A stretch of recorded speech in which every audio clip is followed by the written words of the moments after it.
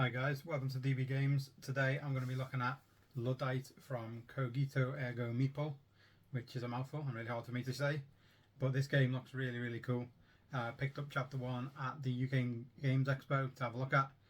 It's only pretty cheap, and you can get this print and play very cheap on the Kickstarter that's coming out today or tomorrow. I'll put a link in the description below. It's out on Tuesday the 11th, so depending on when this video goes live, it could be live already or it might be live tomorrow.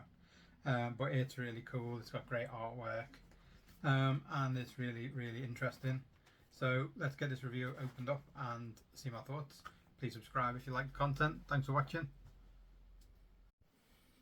So as you can most probably already see, Luddite is really cool the way the graphics are. The story comes in these little comic books. This is chapter 1. I won't tell you everything about it. I'll spoil the story for you so you can read it yourself. When you get to a certain point, you have to do this hack with this kind of grid. The first scenario is in a Ned of this setup, and the other scenarios in the game will be similar but different. And there's quite a bit going on. As you can see, I have a couple of spare sheets that I got at the expo to help play with. Here's a blank one, and there's quite a few things on here that you might struggle to understand to start with.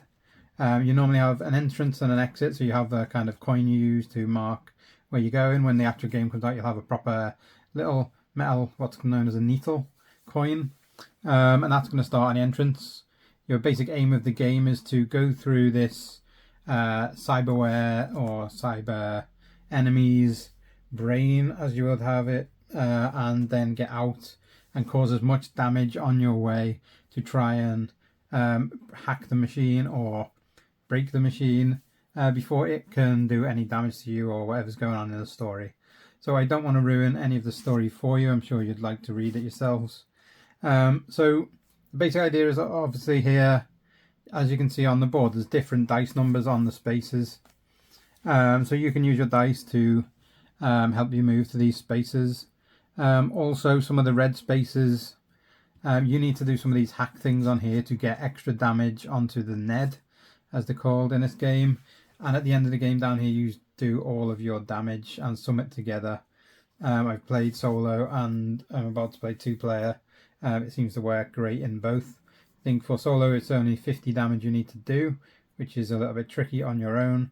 And then it scales up for 2-player for more damage. I can't remember exactly the values, but it works well with 2. And you both share the dice roll when you're playing at 2-player. So whoever rolls it, you still both share the dice, but you might do different things on your sheet.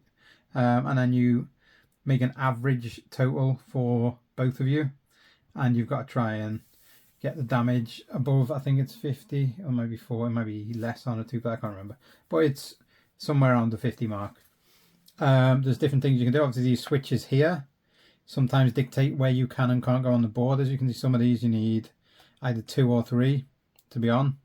This one you just need 2 to be on. This one you need 4 and 6. This one you need 5 to be off or 1 to be off. And so on. There's different variations of the switches that you need to get through the maze of the Neds you're facing. But these switches can only be switched on, off, and then on again. Once you've done it 3 times, they're stuck on. It does get you 2 extra bonus damage for having them stuck on. But it means obviously the rooms that you need them to be off on, you cannot access later on. So any that need to be off, you maybe want to go there a bit earlier on. And obviously keep in mind that the bottom one here for this first level needs 3 to be off to go there. So if you want to escape, you need 3 off. You cannot hit that 3 times. You can only hit that twice. There's also roll bonuses, where you can use one of your dice to mark off credits, multi-tools to help you with stuff, or energy, which can help you move around the board, and a few other things.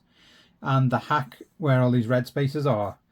If you can get these rows filled in and then land on the area where they are, you'll get loads of extra damage. There's a special one there which goes straight across. If you get all 6 of those covered, you get 8 damage, even if you don't go to a space on here to do it. The other ones have got symbols that match, so this symbol and this symbol match. So that's if you get all 4 of them ticked off with your dice and go to that space, then you'll get 9 damage. If you can do this one down here, it's 20 damage. With this one's 1, 1, 6, 4, 6. And you've got to get switch number 4 on, and you've got to get down to here.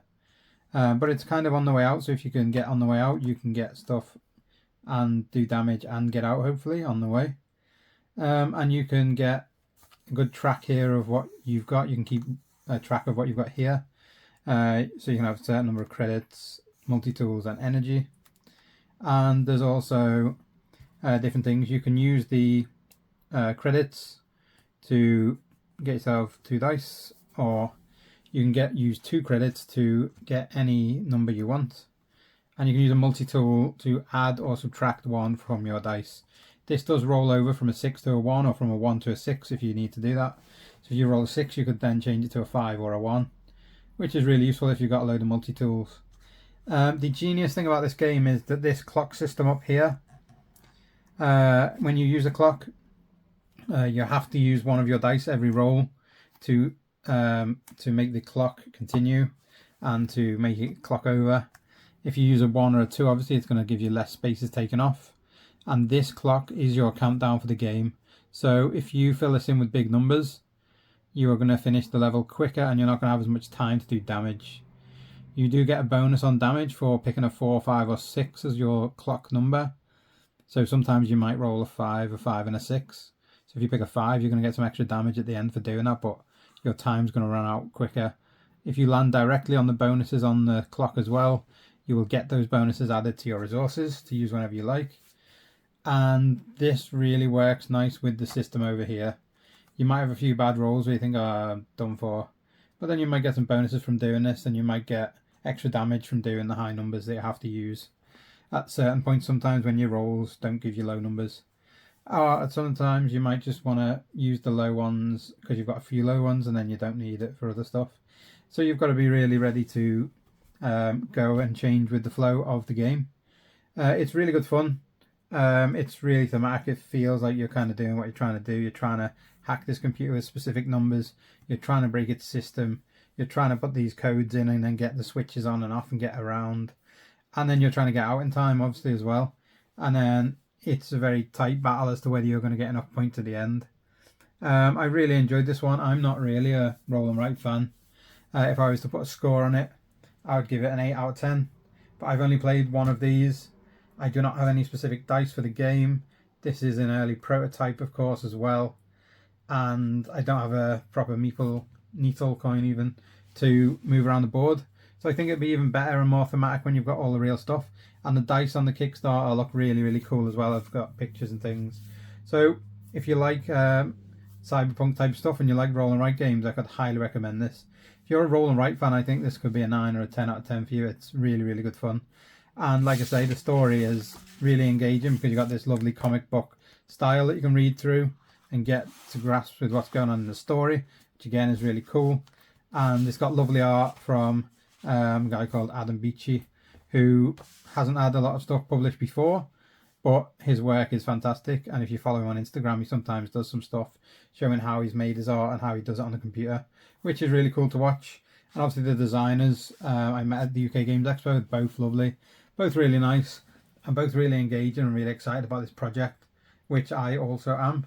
So if this catches your interest, check out the Kickstarter. They're a very small indie publisher, and I'm sure they'd love your support, and I'll definitely be backing this one myself because it is fantastic. So thanks for watching the video. If you like this video, you want to see any more stuff from me, please subscribe, and I'll catch you on the next video.